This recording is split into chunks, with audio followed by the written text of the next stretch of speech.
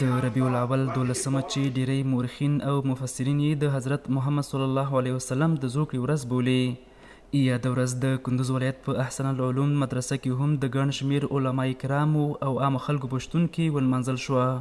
علما کرامو د حضرت محمد صلی الله علیه وسلم پر سیرت او اخلاقو خبرې وکړي او د غونډې له برخوالې وغوښتل تر څو خپل ژوند د حضرت محمد صلی الله علیه وسلم له لارښوونو سره سم تیر کړي. میلاد یعنی یک پیام مثبت به خاطر شناخت از یک نظام اسلامی.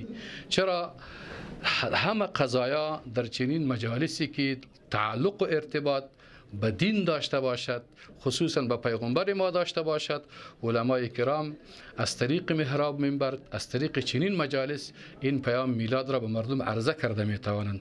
پس در حقیقت این جلسات میلاد یک درس محبت، درس اتحاد، درس اتفاق به مردم ایران نشان می دهد که در راستای دین، در راستای دنیا، یعنی چی معنی در مسائل علمی، در مسائل عصری، در مسائل اقتصادی همه برنامه های ما و شما سنتی باشد.